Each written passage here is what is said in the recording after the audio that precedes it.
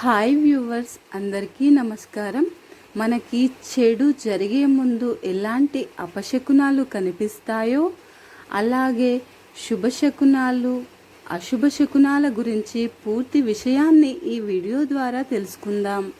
అంతకన్నా ముందుగా మా వీడియోకి ఒక లైక్ వేసి మీ ఫ్రెండ్స్కి షేర్ చేసి మా ఛానల్ని సబ్స్క్రైబ్ చేసుకోండి. మనుషుల యొక్క ఆచార వ్యవహారాల విషయంలో రెండు రకాలైనటువంటి శకునాలు ఉంటాయి. అవి ఒకటి శుభశకునం, రెండు అశుభశకునం. అయితే మనము ఏదైనా మంచి పనిని ప్రారంభించే ముందు శుభశకునాన్ని చూసుకుని చేయాలి.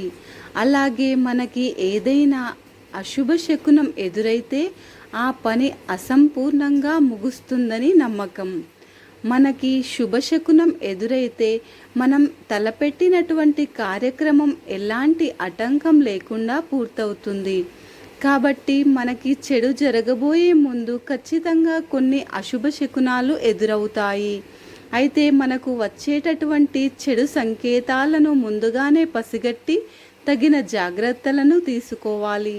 లేదంటే మీరు మీ జీవితంలో చాలా కష్టాలని ఎదుర్కోవాల్సి ఉంటుంది.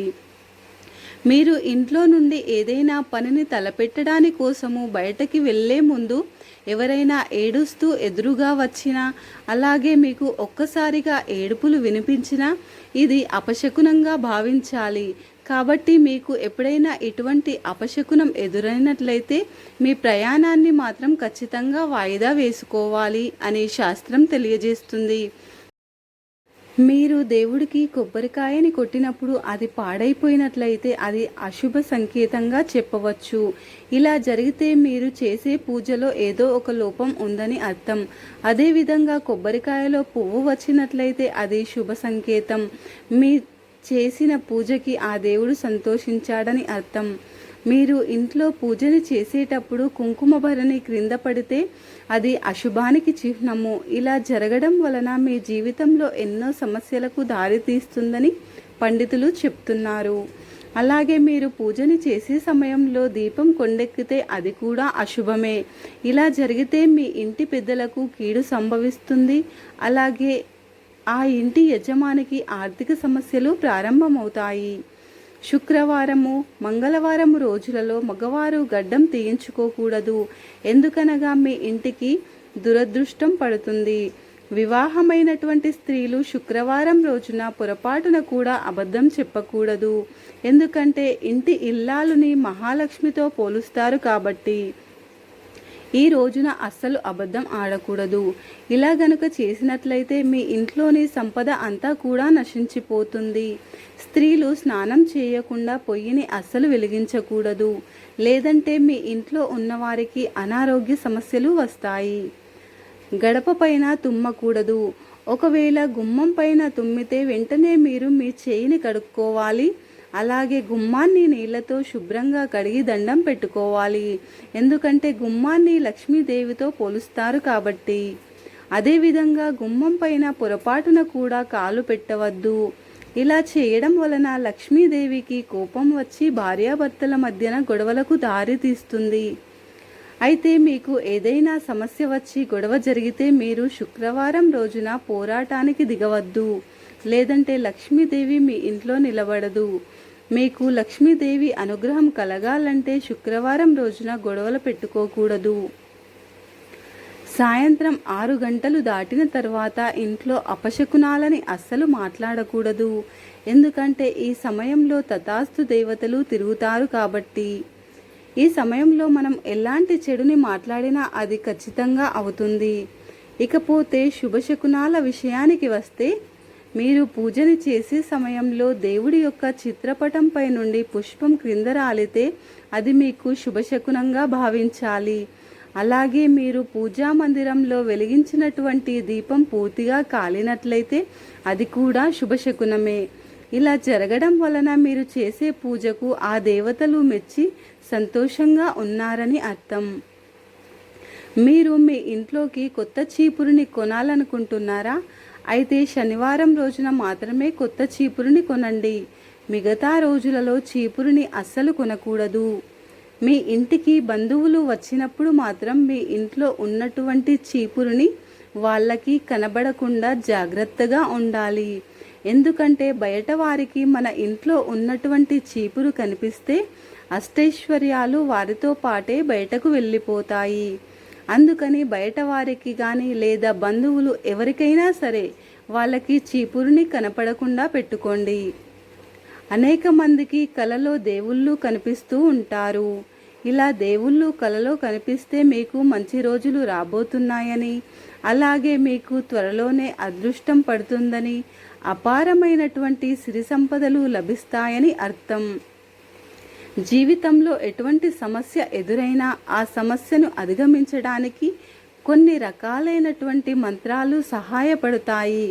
గోవిందా అని స్మరించడం వలన సకల పాపాల నుండి విముక్తిని పొందుతారు. ఓం నమః శివాయ అనే మంత్రాన్ని జపించడం వలన మీకు ఎలాంటి అడ్డంకులు ఉన్నా అన్నీ తొలగిపోతాయి. మహామృత్యుంజయ మంత్రాన్ని పఠించడం వలన మృత్యువు మీ దరి చేరదు. అలాగే మీ ఆయుష్ కూడా వృద్ధి చెందుతుంది. హిందూ గ్రంథాల ప్రకారం మీ చూపుడు వేలికి బంగారపు ఉంగరాన్ని ధరించండి, చాలా మంచిది. ఈ బంగారపు ఉంగరాన్ని చూపుడు వేలికి ఎవరైతే ధరిస్తారో అలాంటి వారికి ఎల్లప్పుడూ అదృష్టం కలిసి వస్తుంది. గర్భిణీ స్త్రీలు మరియు వృద్ధులు బంగారాన్ని ఎక్కువగా ధరించకూడదు. ఎందుకంటే ఇటువంటి వారు అధిక బంగారాన్ని ధరించడం వలన అనారోగ్య సమస్యలు ఏర్పడతాయి. ముఖ్యంగా చదువుకునే విద్యార్థులు వెండి ఉంగరాన్ని ధరించడం వలన ఏకాగ్రత పెరిగి చదువులో ఎల్లప్పుడూ ముందుంటారు. మీరు ఇంటి నుండి బయటకు వెళ్ళేటప్పుడు మీకు ఆవు ఎదురొచ్చినా, అలాగే మీకు ఆవు అరుస్తున్నట్టుగా శబ్దం వినిపించినా కూడా అది శుభ సంకేతంగా పరిగణించబడుతుంది. మీరు చేపట్టినటువంటి పనులను విజయవంతంగా పూర్తి చేస్తారు. మీరు అనుకున్న పనిలో ఘన విజయాన్ని సాధిస్తారు. అంతేకాకుండా మీ సంపద కూడా పెరుగుతుంది. ఆవులో ముక్కోటి దేవతలు కొలువై ఉంటారని హిందువుల యొక్క నమ్మకం. కాబట్టి ఆవు ఎదురు రావటం వలన ఆ ముక్కోటి దేవతల ఆశీర్వాదం కూడా మీకు లభిస్తుంది.